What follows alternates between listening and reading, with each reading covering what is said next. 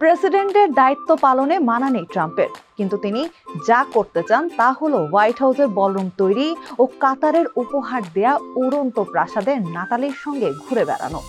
গত 16 August জর্জিয়ার Democrat senator John অবসের এই মন্তব্যের পর মার্কিন প্রেসিডেন্ট ডোনাল্ড ট্রাম্প ও তার ব্যক্তিগত সহকারী নাটালি হার্পকে ঘিরে শুরু হয়েছে নানা জল্পনা। বেরিয়ে আসতে শুরু করেছে থলের বিড়াল, বাতাসে ডালপালা মিলতে শুরু করেছে হাজারো রটনা। তার উপর খোঁজ মিলছে না ফার্স্ট লেডি মেলানিয়া ট্রাম্পেরও। অনেকেই যখন দুয়ে দুয়ে চার মেলাতে যাচ্ছিলেন, ঠিক তখনই দৃশ্যপটে হাজির মেলানিয়া। দীর্ঘ 1 মাসের নিরাপত্তা ভেঙে জনসম্মুখে হাজির হয়ে তিনি বললেন, শুনলাম আপনারা আমার অভাব বোধ করছিলেন, তাই চলে এলাম সবার সামনে। 5+ স্টার রেটিং প্রাপ্ত দেশের সর্বোচ্চ বিদ্যুৎ সাশ্রয়ী ওয়ালটন এসি। স্মার্ট কমফোর্ট এখন নেক্সট লেভেলে। মেলানি অবশ্য যতক্ষণ জনসম্মুখে হাজির হয়েছেন ততক্ষণে জল গড়িয়েছে বহুদূর।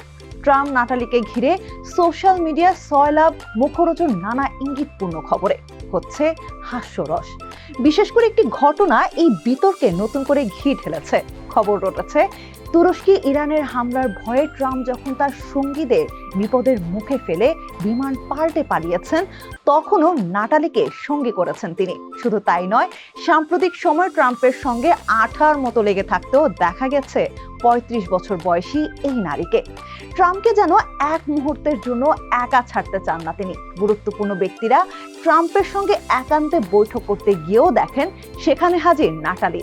এই ঘনিষ্ঠতা এতটাই বেড়েছে, ট্রাম্পের গাড়িতে জায়গা না পেয়ে লাগেজ রাখার ট্রাকে চড়ে বসতেও দেখা গেছে নাটালিকে।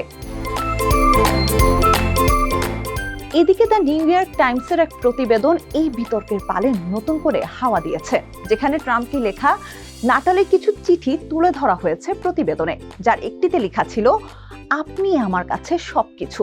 আরেকটি চিঠিতে স্কটল্যান্ডের ট্রাম্পের গলফ কোর্সে সফর সঙ্গী হওয়ার অভিজ্ঞতা জানিয়ে নাটালি লিখেছেন, স্কটল্যান্ডে কোর্সে হাঁটার সময় আমি যদি কোনো বিব্রতকর পরিস্থিতি সৃষ্টি করে থাকি তার জন্য দুঃখিত। আমি চাই আমাদের মধ্যে সবকিছু সবসময় ঠিক থাকুক। আমি এটাও জানি যে আমি পুরো সপ্তাহ ধরে অন্যমনস্ক ছিলাম। ওই চিঠির ইতি টানতে গিয়ে নাটালি লিখেছেন, আমার সমস্ত হৃদয় দিয়ে নাটালি।